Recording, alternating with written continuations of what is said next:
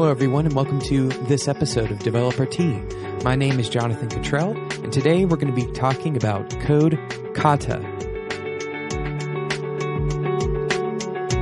You know, kata is a very difficult word to pronounce.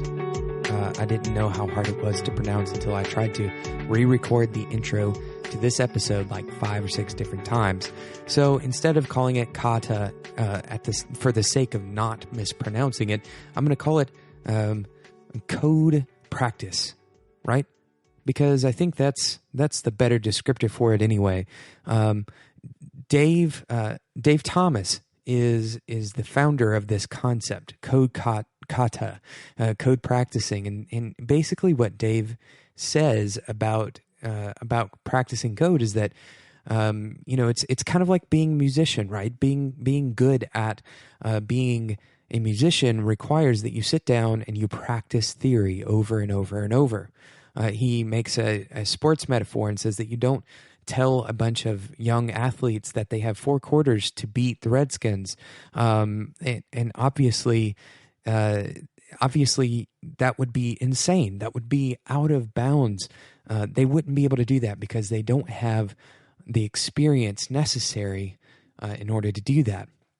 So if you aren't familiar with what kata is, it's basically a set of predetermined problems, and you approach these problems in code, and you write whatever code is necessary in order to solve those problems. And usually they have relatively prescriptive solutions that you can look up and determine whether or not the code that you wrote is adequate. Now, there's a lot of different types of kata. Some of them require a certain runtime, for instance. Some of them require that you optimize your code so that it runs very quickly. Some of them require that you write the code without using particular constructs. Like, for instance, they'll require that you re-implement particular functions of a given language. So in JavaScript, you would re-implement a constructor function or scoping. Kata is I think I'm a little torn on kata, and here's why. I believe that we as programmers are kind of addicted to problem solving. We get a high when we write code that solves a particular problem, which is relatively a good thing, right? We enjoy writing things that are useful. We enjoy writing things that are accurate, that provide a result that we were looking for. And we should enjoy writing those things. However, when we get so addicted to problems that we start looking for problems that already have solutions and we rewrite those solutions over and over, we aren't really providing ourselves any value, right? The solution already exists, so what are we doing to better the world by rewriting the same solution over and over? Well, I think Dave Thomas would say that kata, the goal of kata is not to solve a problem. It is to create a better programmer. So let me say that again.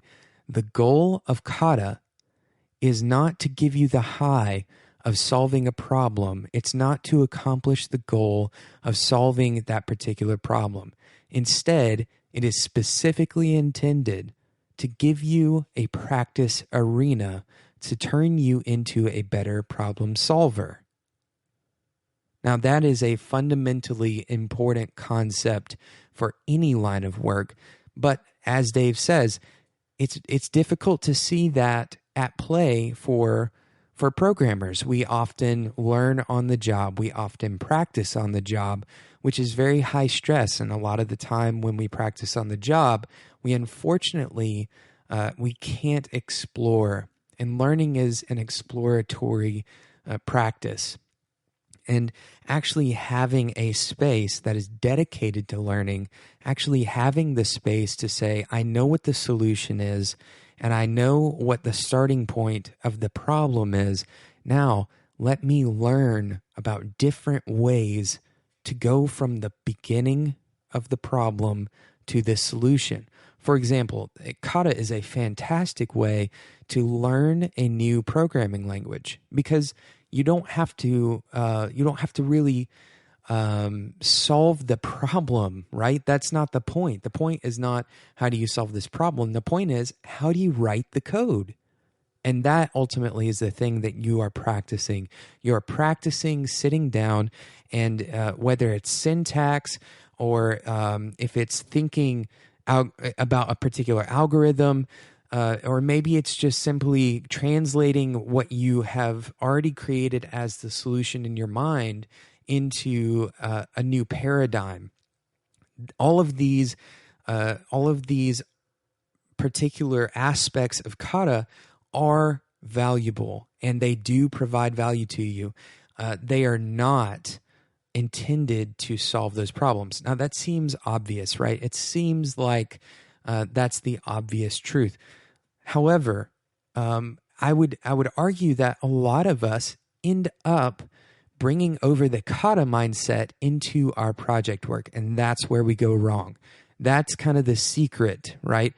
That is where we need to pump the brakes and say, wait a second, do we already have a solution to this problem? For instance, how many times, if you're a web developer, how many times have you caught yourself writing the same slider, the same carousel? If you're familiar with carousels, how many times have you written that same code? How many times have you written that same WordPress loop or that same particular chunk of HTML or that same Ajax call? How many times do you rewrite the same code to accomplish a real goal? Because truthfully, you aren't learning from that. You aren't becoming a better programmer by rewriting the same things the same ways.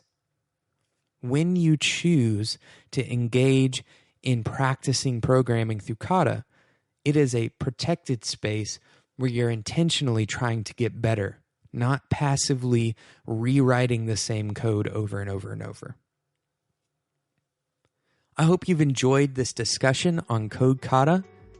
If you are enjoying this show, please drop into iTunes and leave a rating and review. This is the most important thing to help other people find the show. iTunes uses these ratings and reviews to actually sort the shows and to promote them. So if you leave a rating and review, it helps us out tremendously. If you have any comments, if you have questions, if you just want to talk, or maybe you even want to be on the show with me, you can get at me on Twitter at @developerT, or you can email me at developerT@gmail.com. You can also go to developerT.com where you'll find a contact link in the header. Until next time, enjoy your tea.